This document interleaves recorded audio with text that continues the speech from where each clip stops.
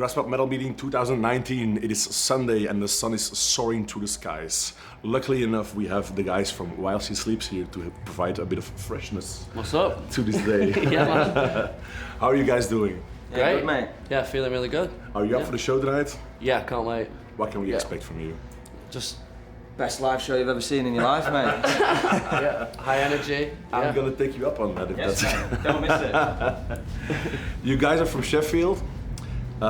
There's a lot going on in Sheffield, in the scene there as well, in the UK in general. The whole metalcore scene you have there right now, can you in a way compare it to the new album scene back in the day? Is it something like that? Same vibe? The new album The new scene? wave of British heavy metal? Yeah, I suppose so. I think, for some reason, I think it's just because it's a small island, they just put so much shit in the water that it makes everyone really creative, I guess. I don't really know what it is, but yeah, Sheffield in particular gives birth to some it's good that bands. grey so often that people like to shut themselves away and just write angry music. Yeah. But yeah, Sheffield's a good city. I think it's really like collectively cultural as well, and there's a lot going on there in terms of like nightlife and gigs, and you can go and see different things of all different variations and genres. So yeah, I think it's a good hub for sort of creative people. Yeah. You still love living there? I fucking love it. Yeah, it's cool. Yeah. And for which of the two teams do you are you fan? I play a bit of five-a-side football, like when I get a chance, but I don't really follow football as much. But if I had to say a team, It'd have to be United, but none of us give a shite at all about it. Like, when we were younger, yeah, I did, but not now. No. I went to see United play a couple of times when I was younger. Okay, Yeah. cool. You have a very strong relationship with your fan base. Yeah. Was that always the intention? Did you consciously build that up in a way, or? I don't think it was so much a conscious thing. When we were younger, we liked going and hanging out with other bands and watching other bands play music as much as we did getting up on stage and doing it ourselves. And we were always I think we were always the life and soul of the party, really. Like, we'd play a show and then we'd hang out and get drunk and just chill out with everybody that was at the shows. And I think from being a young band, that kind of carried on. Yeah. And I think it's turned into that thing now where I think no matter what happens sort of behind the scenes for us, we just want to be open and honest with our fan base, and I think that's what they see in us, and I think that's why they sort of experience the journey with us. How they react when we actually give them that respect is like, it kind of becomes addictive, do you know what I mean? So you see how they react, they really love it. So I think it wasn't conscious at the beginning, but as it progresses, you see how lovely it is to be that way with the fans. Maintain that relationship. It makes me want to do it even more, do you know what I mean? You give something to them, they give something back, and they respect it and we respect them, so I think it's like a mutual relationship, do you know what I mean? Instead of just one-sided, like, oh, we're the band and like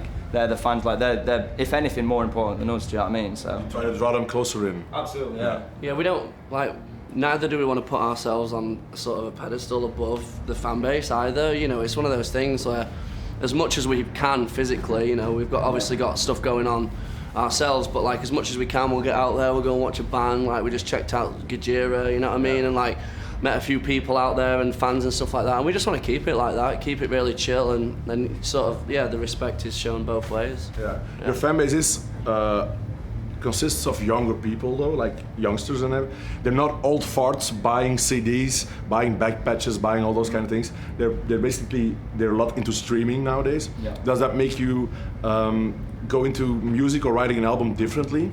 Yeah, I mean, it has done this time round. I mean, we've just released an album, we've done it that way, but I think just watching the way that it works now, I think it's definitely made us second guess that instead of just doing the same thing that everyone does all the time. But obviously I'm not going to tell you what we're going to do next right now, but I think we're definitely going to do something different to like cater for this new wave of listening to music and stuff. Like, it's not like you're going to put out an album on Snapchat or something. No, well, you never know. It's just, I think it's so disposable now. I mean, it comes, it goes, so it's like, to keep people interested, like, they want new music. I mean, they want that. They don't want to wait 3 years for an album, so I think whatever that may be, I think we'll try and do something different. If I'm able to say as well, I kind of have to disagree with you a little bit in terms of saying that we have a young fan base. I think from what I've noticed, especially like out in the States and across Europe, is that our fan base is actually like really diverse. From like we have like full families of generations coming out to see our band, that's awesome for me, you know what I mean? Like, I never really had that relationship so much with my family in terms of like going to see gigs. So when I see that, when it's like granddad, dad, mum, kids, cousins, and like we have like we have like a few people that we know that are constantly in touch with us that are like the whole family is into your band. So I think it's amazing that our music can like cross so many generations and people like it. But I would agree, like streaming's obviously taken everything out of the water, no matter what age group the fan base is. With you, it's like with every kind of band now. Bringing out an album is a difficult thing to do nowadays. Yeah. Do your mums come to your shows? Yeah. When she can. My mum's Do they like it? Yeah, my mum's a fucking massive fan. Like, unbelievable, yeah. Hi, Mum. Hi, Mum. Yeah, my mum's always a bit like, I like this. She's like, I like the softer stuff. You know what I mean? Yeah, but you know, why do you have to scream all the time? Yeah, my mum's actually like friends with a lot of fans of the bands, and she actually enjoys talking to them and stuff all the time. So she's the president of the fan club, maybe. Right? She is. She actually is. There's like a Facebook group, and she's like in it with all the fans. It's hilarious. So. Building communities, you know. That's one of the main things that's drawn me into being into the metal scene for so long.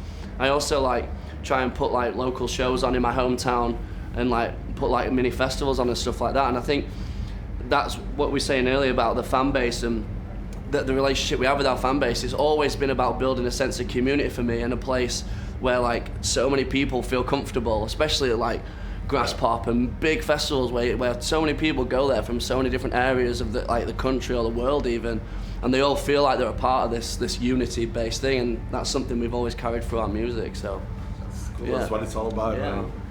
Guys, have a lot of fun tonight with your show and with the rest of the tour, and thank you very much. Thank you. Cheers. Thanks a lot. Cheers, bro. Nice one.